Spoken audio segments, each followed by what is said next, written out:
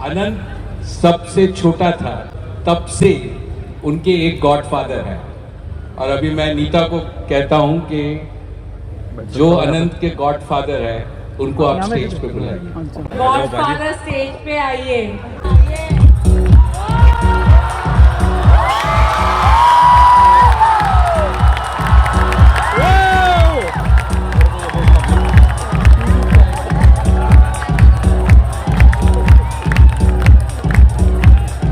शाहरुख, अभी आपको अनंत और राधिका के पास छोड़ रहा हूँ, आप जरा इनसे बात करिए, हम लोग आपको सीट पे से देखते हैं।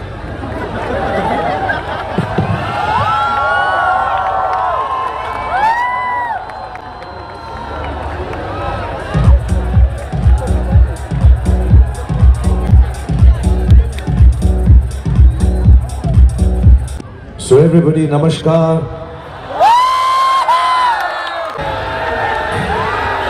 मुकेश भाई से थोड़ी थोड़ी गुजराती सीख के आया हूं, तो केम छो।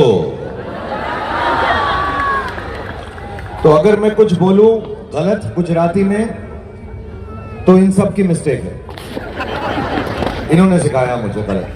अगर सही बोलूं तो वो मेरी इंटेलिजेंस है।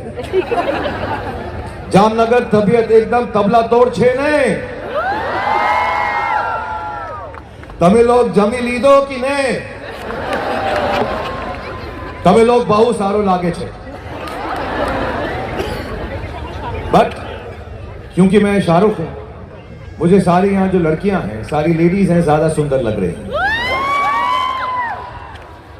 So good evening to all the beautiful and pretty and wonderfully dressed ladies of Jamnagar. जब मैं यहाँ आ रहा था, आप सबको पीछे सुनाई दे रहा है ना सब कुछ? मैं आऊं तभी। एक बार पीछे से चिल्ला दो प्लीज। हाँ, ये तो दिल्ली तक जाएगी आवाज। So जब मैं यहाँ आ रहा था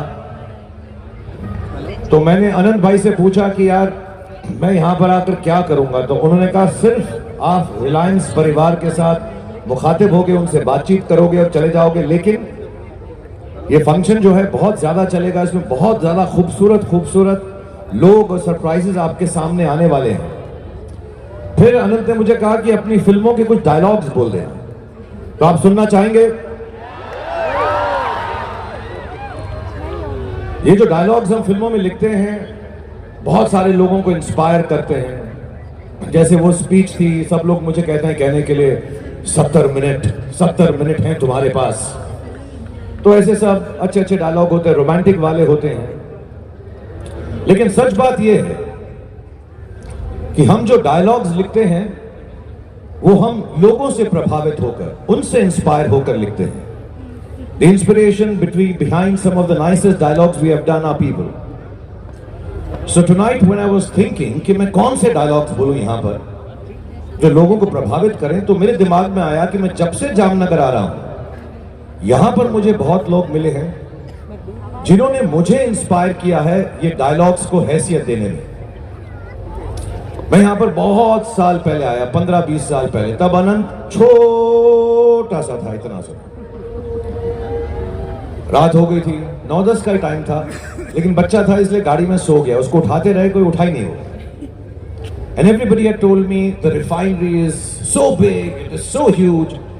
So I prepared myself, yes, this refinery is going to be very, very big.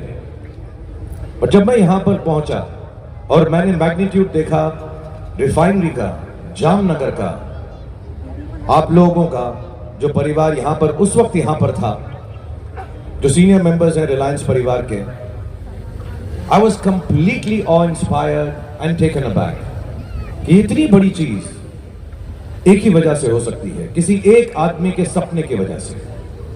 And of course, this unlikely and impossible dream was dreamt by Dhirubhai Ambani ji. कितना परिश्रम किया होगा, कितनी मेहनत की होगी, so many impossible things to overcome. कितनी शिद्दत से उन्होंने जामनगर को चाहा होगा। So मेरा पहला डायलॉग जो है वो धीरूभाई अंबानी जी से इंस्पायर्ड है। एक तो मुझे जामनगर का जामनगर बड़ा अच्छा लगता है। तो धीरूभाई अंबानी जी ने कहा होगा जामनगर, इतनी शिद्दत से मैंने तुम्हें पाने की कोशिश की है कि हर जर्रे ने मुझे तुमसे मिलाने की साजिश की है। कहते हैं अगर किसी चीज को पूरे दिल से चाहो तो सारी कायनात तुम्हें उससे मिलाने की कोशिश में लग जाती है। So my first dialogue to the koshish of Dhiru bhai Ambani जी, जो सक्सेसफुल हुई, जिसका परिणाम है आप सब लोग यहां पर जामनगर में। Some years later of course Mukesh bhai Ambani took over the reins, Reliance का दारोमदार उन्होंने संभाल लिया। तो हम लोग बैठ के बहुत बातें करते हैं घंटों तक, और वो खाते हैं क्या, चाट खाते हैं साथ में बैठ के, रगड़ा खाते हैं, मुकेश भाई को बहुत पसंद है। तो मैं उनसे पूछता रहता हूँ बिजनेस कैसे चलता है सर ये? तो उन्होंने मुझे बताया यार कई बार जब मैं बिजनेस करता हूं तो उसमें उतार झुकाव होता रहता है, उठान होता है, गिराव होता है। कई लोग बोलते हैं कि अब हम फेल हो जाएंगे। एक दो बार लोगों ने कहा कि रिलायंस हार गया, तो मैंने कहा फिर आपने क्या किया? तो उन्होंने कहा मैंने सारे रिलायंस परिवार को बुलाया और ये सारी बात उन पर उलट कर दी, क्योंकि कभी कभी कुछ जीतने के लिए कुछ हारना पड़ता है, और हार कर जीतने वाले को अंबानी कहते हैं। ठीक है, आज हम जामनगर में हैं, बाजीगर पुराना हो गया, हार कर जीतने वाले को मुकेश अंबानी कहते हैं। शानदार। अब तो मुकेश भाई इतने आगे निकल गए कि उनके दुश्मन कुछ करते ही नहीं, क्योंकि उन्हें पता है, क्लियरली मालूम है उनके दुश्मनों को कि मुकेश अंबानी के दुश्मन की सबसे बड़ी गलती यह है कि वो मुकेश अंबानी का दुश्मन है। और उन्हें भी पता है, वो इतने दूर निकल चुके हैं कि मुकेश अंबानी को पकड़ना मुश्किल नहीं है, नामुमकिन है, नामुमकिन है। अब 15-20 साल बाद मैं फिर आया हूं यहां पर जामनगर में, तो 2-3 चीजें बदल गई हैं। अब जामनगर इतना बड़ा हो गया है, आपका रिलायंस परिवार और भी बड़ा हो गया है, अनंत भी बड़ा हो गया, शादी करने वाला है। लेकिन एक चीज जो सबसे ज्यादा बदली है वो ये है कि अब अनंत सोता नहीं है रात को, और दिन को भी नहीं सोता है। रात को वो अपने जानवरों की देखभाल करता रहता है, सोचता रहता है for the well being of his animals, which so wonderfully has announced will be open in Vantara. So big round of applause for Anant and Vantara. मैं भी अपनी छाती पे आज वो जो हाथी है गौरी पहनकर आया हूं। एंड दिन में हमेशा ये सोचता रहता है कि रिलायंस परिवार का बेटरमेंट के लिए वो क्या सोचे। तो मैंने उससे एक दिन पूछा कि भाई अनंत, तुम दिन और रात जागते रहते हो, थकते नहीं हो? तो अनंत ने मुझे रईस की तरह कहा, शाहरुख अंकल, दिन और रात तो लोगों के लिए होते हैं, शेरों का जमाना होता है। और अपनी मम्मी नीता भाभी की बहुत सुनता है, तो हमेशा सिर्फ यही बोलता है रिलायंस और इस परिवार के बारे में कि जो धंधे के लिए सही वो सही है, जो धंधे के लिए गलत वो गलत। इससे ज्यादा सोचा नहीं, क्योंकि अम्मी जान कहती हैं कोई भी धंधा छोटा या बड़ा नहीं होता, और धंधे से बड़ा कोई धर्म नहीं होता। और फाइनली आप सब यहां पर हैं, 25-30 हजार लोग हैं, तो जरूर हम सबको कामयाबी मिलेगी, क्योंकि भाई गुजरात की जामनगर की हवा में ही व्यापार है। सांस रोक भी लो, इस हवा को कैसे रोकोगे भाई? ये आ गया ना। एंड अनंत आगे बढ़ते रहेंगे, inspired from the blessings, because blessings के बिना कुछ भी नहीं होता।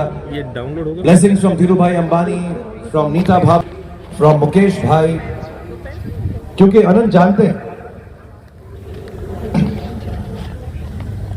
कि अगर जिंदगी में कुछ बनना हो, हासिल करना हो, कुछ जीतना हो, तो हमेशा अपने दिल की सुनो।